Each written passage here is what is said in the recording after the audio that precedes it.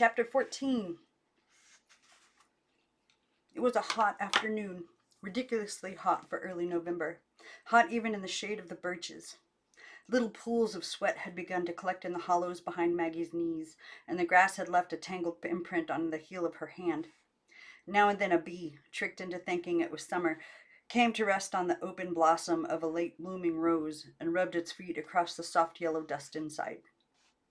Idly, Maggie watched a leaf from a branch overhead float on the still air and land on a pleat of her skirt. A silent afternoon. The voices had not spoken since early that morning when she heard what sounded like a squabble behind the staircase wall. "I'm growing impatient. How much longer must we wait?" "It isn't time yet. We can't be sure. What if she isn't right?" "Nonsense. Wait a little longer, until we're sure. I'm getting tired of it." Now she sat among the little rooms on the grass, moved one stick back and forth like a door so she could walk her fingers from one room to the next and then back again, kitchen to dining room to kitchen, in and out. A crow fluttered in the sky like a black handkerchief and folded itself neatly on the edge of a chimney. Suddenly, something moved among the shadows of the distant trees, and once again Maggie saw the flash of a silver knob and a bowler hat outlined like a little black hill against the sky. Uncle Morris had been back several times since she had seen him from her window, the day her face had been slapped by Aunt Harriet. His visits always came as a surprise.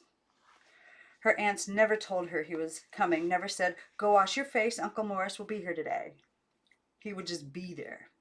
She would look up from her book or away from the window in the parlor, and there he would be, standing on the rug, saying something for which she could find no answer.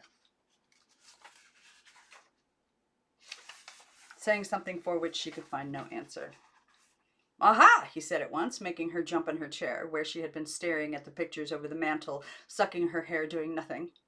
"For a moment," he said, "I thought you were someone else. There used to be someone here by the name of Maggie. Would you know her? She looked a little like you, but her eyes were brown, and yours," he was leaning close to her face, "are purple."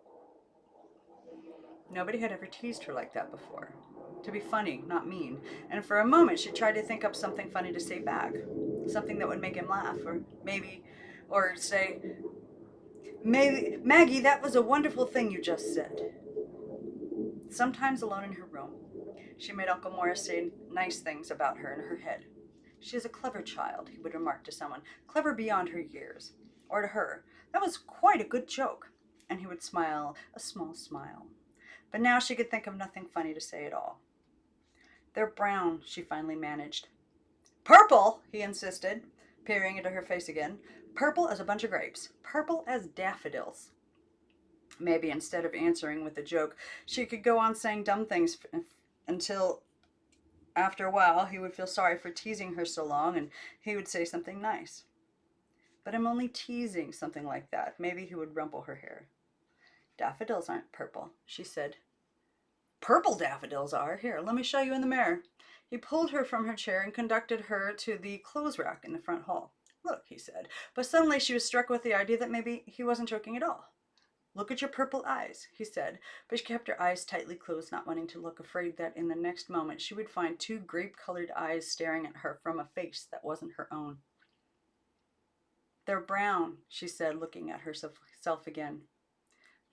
Uncle Morris said, and then again, Something must be wrong with the mirror. He struck its frame a swift blow. "Lillian," he called down the hall, "have you had this mirror checked lately? It needs oil or something. It's misbehaving again. It makes this child's eyes look brown when they're really purple. It makes her look like that other girl who used to be here. Maggie, whatever her name was. Maybe it needs new batteries. Lillian!" "They're brown," Maggie repeated, feeling stupid, but still she wondered. What if her eyes were purple and she didn't know it? What if she were someone else and not the person she had been yesterday? "Morris is a fool," Aunt Harriet would say after each of his visits. "He has the mind of a silly boy." Funny to think of Uncle Morris as a boy, silly or not, Maggie thought now as she watched him approach her across the lawn on this hot afternoon. Uncle Morris as a boy. Tall Uncle Morris. So tall he could blow tiny dust storms across the books on the top shelf of the parlor bookcase, or put the end of the light cord on the door lintel where no one could reach it, or, in the dark, find it.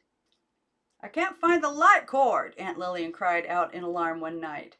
They had all come into the front hall after one of those nighttime walks that were supposed to make Maggie sleep better. "Harriet, the light cord is gone!" And the two aunts began sweeping their arms about in the dark as though they were casting a spell or striking at cobwebs in front of their faces. "It's been cut!" Aunt Harriet exclaimed, and Maggie caught her breath. Finally, Aunt Lillian groped her way down the hall and returned with a flashlight. "There it is," she said, "on the lintel. How did it get up there?" "Morris is doing, most likely," Aunt Harriet said as she ran a yardstick along the door ledge, and the smooth oval knob finally swung wildly down on its cord, hitting their outstretched hands. "It's one of his jokes." "Morris's jokes are not amusing," Aunt Lillian said, blinking in the sudden light. It was true, Maggie thought now as she drew closer and rubbed the edge of his hat on his sleeve. His jokes never made anyone laugh. They weren't even jokes, really, but he continued to play them anyway. The same ones.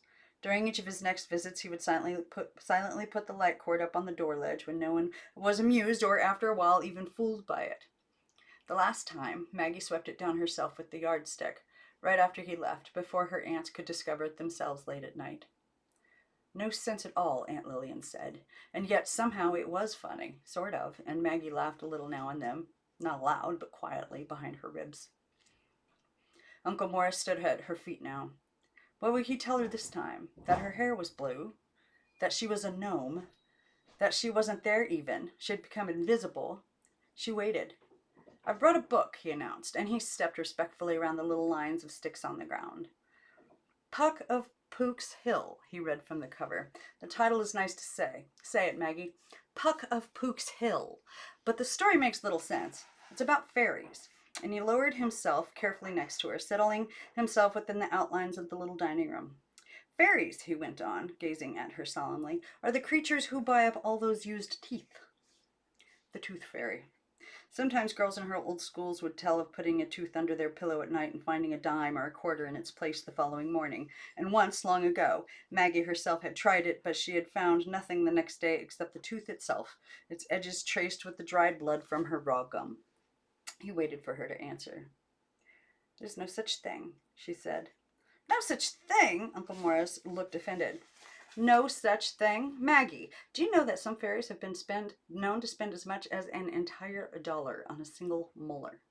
And you say there's no such thing. $1 for one tooth. How do you know why? And do you know why?" She put a strand of hair in her mouth. "They make drinks out of them," Uncle Morris explained. "Drinks! Did you know that? They drop each tooth into a buttercup of boiling dew and let it steep for a few minutes, and then they drink the liqueur." Maggie scraped off a thin channel of pale green scum from the rock under her knee and rubbed it along her thumbnail. "Save that," Uncle Morris said, observing her. "That's frog makeup. They use it around their eyes." Maggie examined her tinted nail and wondered for a moment what it would be like to brighten the eyelid of a frog with its yellow-green film. Just a slender circle, she thought. One here, one here. "Here," Uncle Morris offered. "We'll collect it on this leaf." And for a brief moment Maggie held out her thumb, but she withdrew it quickly and wiped it clean on the edge of the rock. "And you know what they call it," he went on. "This wonderful liquor brewed from the molars of thousands of young mouths across the land." He looked at her. "Do you know?" "No." Uncle Morris lowered his head and voice at the same time. "Tooth tea," he said confidentially. "Tooth tea. But sometimes their tongues get tangled and they call it two teeth instead, which confuses the fairy cooks no end. They put two molars into a single buttercup instead of one, and that makes the tea too tart. Then the fairies become angry, and they all start yelling at once. The two-teeth tooth tea is too tart. Sometimes you can hear them late at night, although most people mistake the sound of the chirping of crickets. Have you ever heard them?" Maggie said the words to herself, catching her tongue on the backs of her teeth. The two-teeth tooth tea is too tart. It did sound like the chirp of a cricket a little. How did he think those things up? "Have you heard them?" Uncle Morris repeated. "No." He lifted the book and turned the pages slowly on his knee. The book begins, he said, with a song, except it isn't a song at all because there's no music to it, which makes it a poem, and a boring one at that, so we'll skip over it. That was nice to hear. Maggie always skipped over the poems in books, even if they were only 2 lines long. Then Uncle Morris began to read aloud. He read as she had never heard anyone read before, and as though he were actually speaking to her, telling a story in words that came to him at the moment, and Maggie leaned over now and then to see if the phrases he spoke were the same as those on the page. For a long while she tried to follow the tale, watching his face as he read, but the book was old and the sentences complicated, and she eventually gave up listening. She watched instead, the crow rising now from the chimney and spilling its cry into the sky. In time, Uncle Morris's voice began to falter, and he marked the place in his book with a blade of grass. His eyelids closed and his mouth opened. He had fallen asleep. Maggie found herself counting the beat of his breathing. In, 2, 3, 4. Out. 2, 3, 4. In. Out. In. Out. Then, from the trees behind her, the voices spoke. Perhaps we get a new wash tub. But I have a wash tub. Maybe you could have another. It says here there are wash tubs for sale. What would I do with another wash tub? One could be for the clothes and one could be for the dog, for his bath. But he never needs a bath. Uncle Morris stirred in his sleep just then. He might like one just the same, he said aloud. Maggie agreed. The dog, wherever he was, might like a bath. And then she sat straight up and stared at her uncle. What? What did he say? What did you say? She demanded. What did you just say? Had he heard the voices too, Uncle Morris? He shifted his arm. He might like one just the same, he repeated, his eyes still closed. He might like what? Maggie was shaking his arm now. Like what was the same? A bath? Who might like one just the same? The dog? Uncle Morris opened his eyes slowly. What's that? He asked. You said he might like one just the same. Sounds as though I was having a wicked dream. But they had said the dog never needs a bath. Who said the dog never needs a bath? Dogs always need a bath. The first thing I say when I meet a dog, you need a bath. They said that. Those people, whoever they are, the ones who talk in the walls and in these trees, they said that about the dog. And then you said, Maggie, you're going too fast for me. Who are they? Maggie had her face next to his by now, and a little spray of her spit touched his cheek as she spoke. You heard them, those voices. Who are they? Who are they? Who? Who else is here? She was shaking both his shoulders now. Who? Maggie, I can't follow a word you're saying. But you heard them. You did. You answered them. They said, her voice broke. Uncle Morris bent over her. Is that a tear? He asked.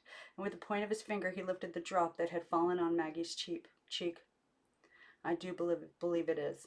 Maggie, somebody dropped a tear on your face and then ran away. Do you think whoever it is wants it back? Shall we try to find him or her? It looks like a very special tear. If it were mine, I wouldn't have been so careless with it. I can certainly be used many, many times again, by the looks of it. Come, let's try to find its owner, and if we can't, we'll just keep it for ourselves in a little jar. It's always nice to have a spare tear around. You never know when you might need one. He lengthened himself out in a sudden snapping movements, like a carpenter's folding rule, and pulled himself up from the ground. Let's have a look. He held out his finger with her tear still glistening at its end, and walked in long strides toward the house. Maggie rose to follow him. Who are they? She persisted when she had caught up. Where do they come from? Who's saying all those things? Where are those people? What are those voices? The voices?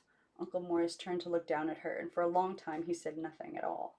He just looked with the same expression he had worn on her first day here, when her aunts tore the pink curlers from her head and unclasped the chain at her throat. Enchanting, he had said then, as though he really liked looking at her. Ah, the voices, he said now, and Maggie's heart jumped. There are, as it happens, many voices, and he looked off into the distance. The one I like best belongs to the pigeon, low and murmury.